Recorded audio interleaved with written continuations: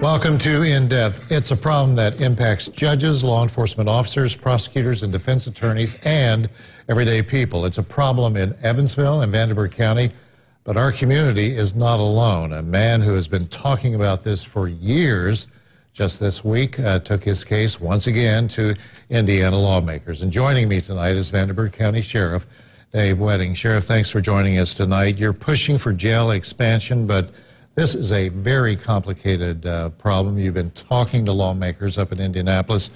You're going up there about once every week during this session. Pretty much. What are you telling them, and break this down as far as the numbers? You showed me some interesting profiles there of what you consider to be the problem. Well, you know, I try to educate them, first of all, who we have in jail. I'm tired of people telling us that we have these low-level offenders or people who made an honest mistake and we're incarcerating them much too long. We're not doing that. In 2018, out of the 10,200 offenders who were put in jail, we only kept about 700 people. So we let about 93% of the offenders were released right away. And I think our judges, our prosecutor's office do a very good job of releasing people who don't need to be in jail, who may have made the honest mistake, and we let them out. You've had a lot of repeat offenders, though, some very familiar faces, and, you know, many of these inmates just, I mean, the law of physics, you've got a jail that is designed to hold, what, 550? Right. So you have to send inmates out, and you broke that cost down for me, and I was even surprised by that. Yeah, well, you know, we looked at our numbers as of January the 25th, and Vanderburgh County has 187 inmates housed in 5 jails outside of Evansville, Vanderburgh County. We need to house more out, and we will be housing more out, and it will end up costing us nearly $2 million annually to house inmates out. And that's just the raw cost of housing them outside of Evansville, Vanderburgh County.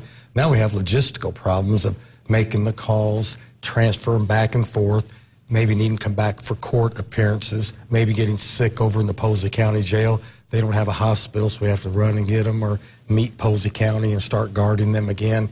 So it's just a logistical nightmare not to have your prisoners in your own custody. And the tragedy sometimes of mental health issues. Are parts of your jail resembling a mental health ward in recent times? Yeah, we have plenty of people in custody that should be in a mental health facility. Years ago in the 80s, we would take people almost every day to the Evansville State Hospital when they had the bed space. Now that we're absent the beds, they remain in our custody until the judges can find a location somewhere to treat the mentally ill. We're not equipped to house somebody mentally ill. We have a steel box in concrete, and somebody who suffered from an acute mental illness will only degrade while they're in our custody. Roberta Hyman, who's a former longtime Evansville Courier and Press reporter, wrote in an op-ed recently, states and counties across the country are adopting alternatives. Some are eliminating imprisonment for lower-level crimes, reforming marijuana laws, making more use of probation and electronic monitoring. Some states are training police officers to identify alternatives to arrest. What does that sound like? Is that happening already in Evansville, Vanderburgh County, or not? We have so many programs that are alternatives to incarceration, and certainly programs that will keep you out of jail. And now, you have a person who is drunk and belligerent and maybe throws a brick bat through somebody's front window, and the police meet that person and then they fight the police, they're probably going to jail because you can't leave them on the street to cause harm to other people. Okay, the judges they're following the law and handing down the sentences the way the law is outlined. Right.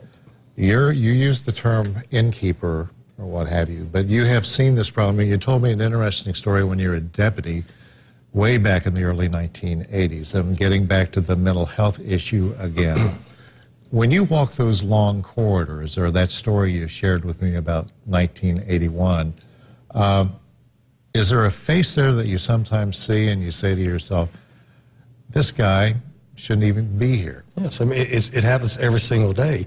When I was a 22-year-old jailer and I saw we had a wing that we kept mentally ill people in, and we'd have to get them out several times a week just to watch them take a shower, make sure their cells were clean, They would change their clothes, make sure they were fed properly. And I used to scratch my head as a 22-year-old kid and said, why do we have these people in jail?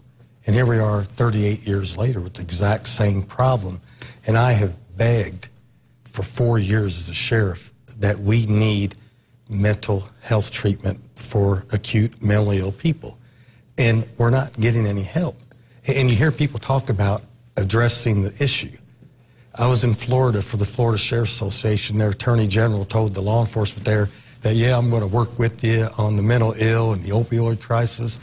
And I told him it was just a bill of sale. It was nothing because she had no plan to address the problem. Okay, so what are you getting from local government leaders right here in Vanderburgh County? I mean, what are they telling you? I mean, you've really been you're trying to get action on that front and also through the state of Indiana up in Indianapolis. Well, where do you go from here? Most of it is funding, and like our county government, they struggle because the funding's not there. You know, there's been tax caps placed on property in Vanderburgh County, across state.